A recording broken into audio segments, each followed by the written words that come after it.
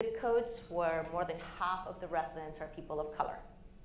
In the district, 8% of the residents are actually unbanked, as opposed to 8% of the residents are unbanked, as opposed to 6.5% at a national level.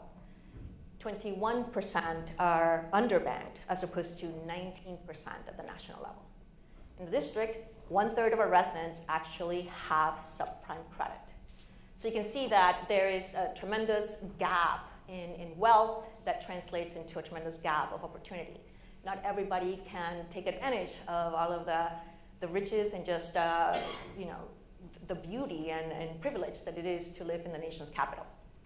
And so our credit union, which up to 20 years ago was almost 100% African American,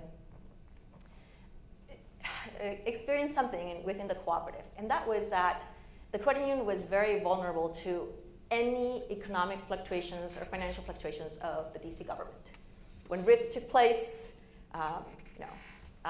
as gentrification also and diversity also took place in the local government, there were things that just were affecting the credit union, and the co-op was not as successful, financially successful or sustainable as it could have been.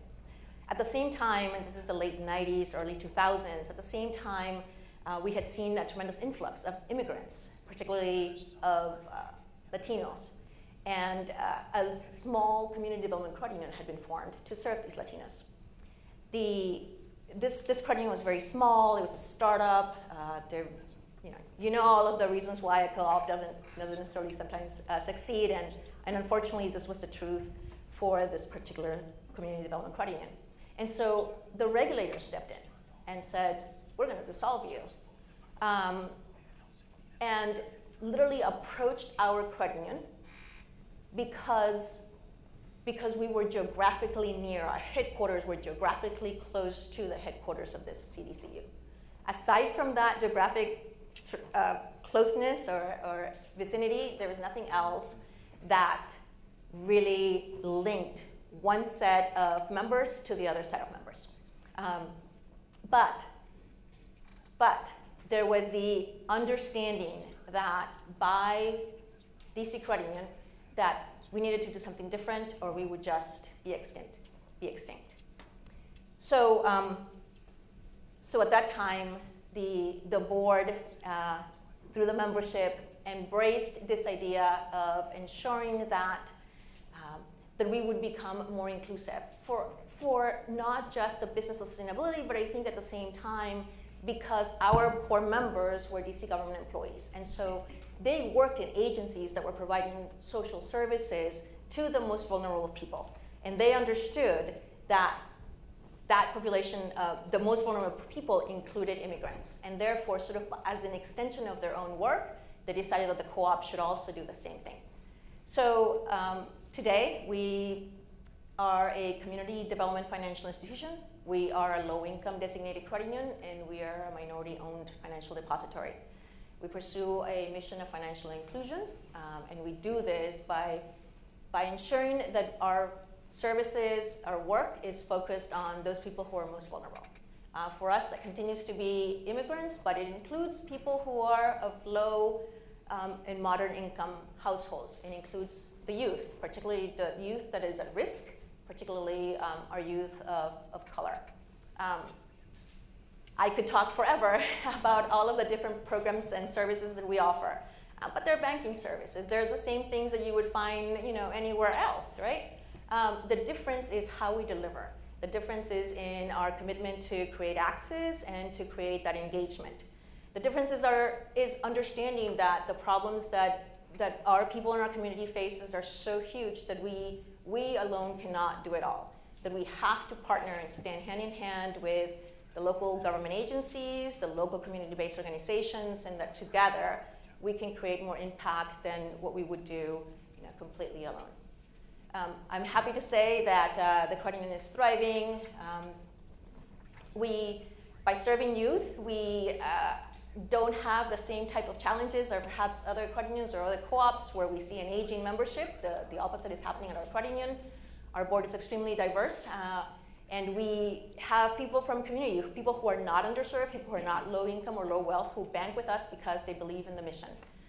And ultimately, the credit union continues to grow, has a really strong capital base, and its commitment to financial inclusion continues. So much so that we're looking at our branch footprint, and we're looking at just how do we continue to scale these services in terms of impact. So thank you very much.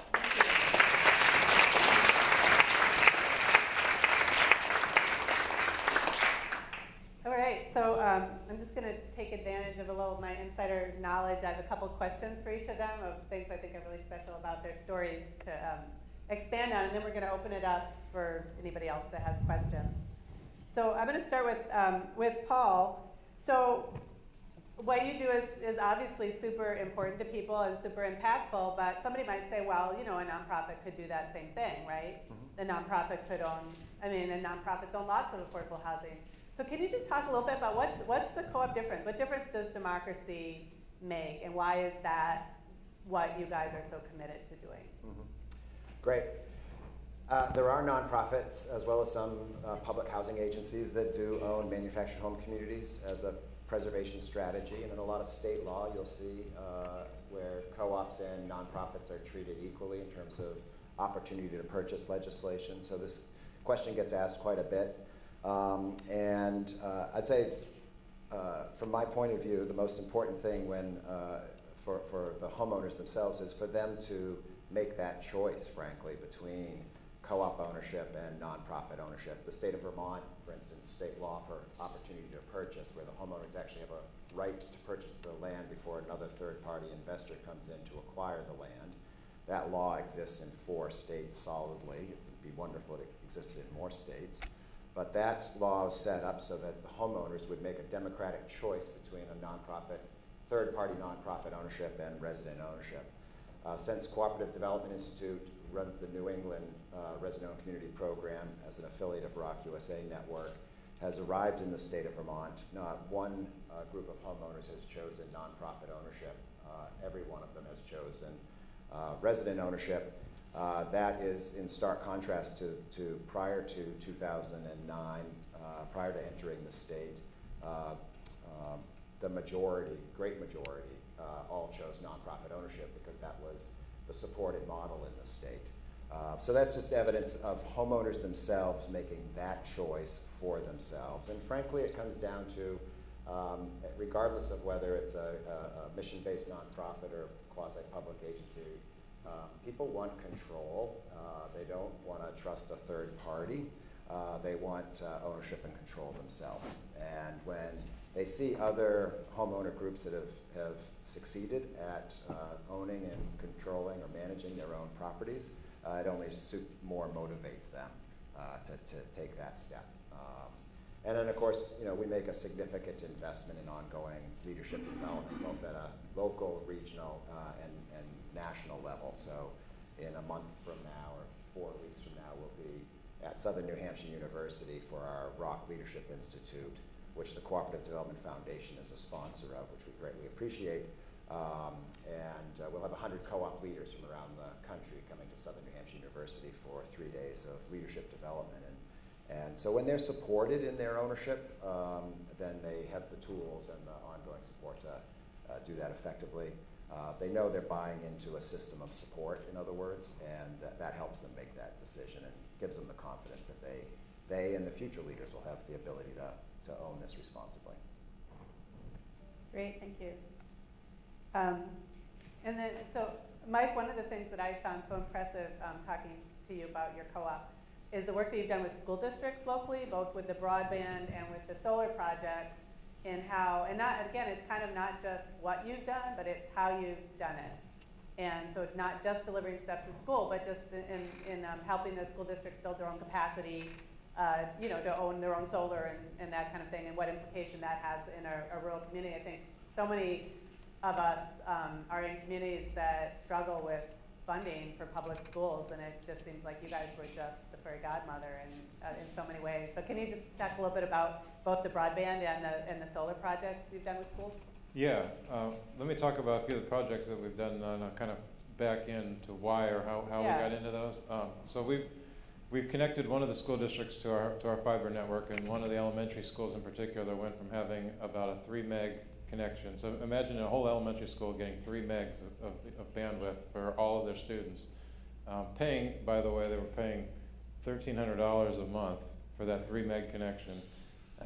Just getting raked over the coals. And we've pulled fiber into that school, and today they're getting 250 meg synchronous for $500 a month.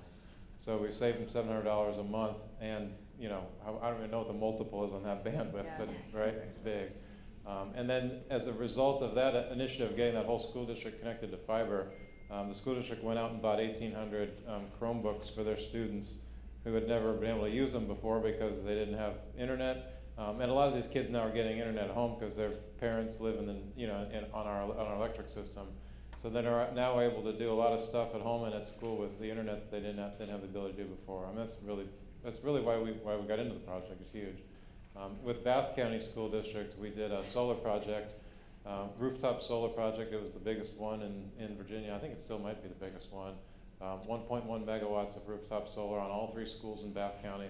The elementary school, Elementary has Valley. It has net zero school today. So it's 100% of the energy on an annual basis, right? It doesn't produce solar at night, but on an annual basis, it basically breaks even on the meter at 0. And they've used the program we brought to them was, we will build it and fund it for you, and you use the savings you get from net metering these installations against your utility bill to pay us back for the construction and the maintenance cost of the solar project. So you really don't have to come out of pocket with a $1.75 million purchase to buy this thing. We will borrow the money and build it for you. Since we're the experts, we'll maintain it for you. And then you'll just get basically 50% of your energy at a fixed rate for the next 20 years. And we are able to do it at today's electric rates. So they don't even pay a premium today. And they've fixed in half their electric bill for 20 years. And then after 20 years, it's basically free energy except for the maintenance cost. I mean, taking that to the school board was a no-brainer. I mean, what are they going to say, no to that proposal? But then things have come out of that that really were unanticipated. So that the high school created a renewable energy STEM class that they now teach this year. This is the first year they've taught that class to students.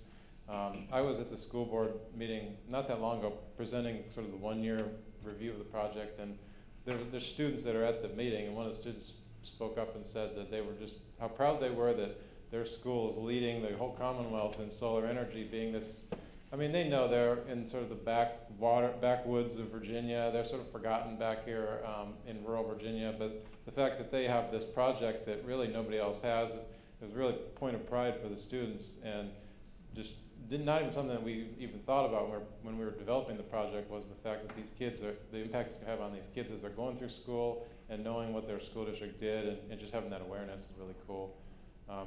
We donate regularly to several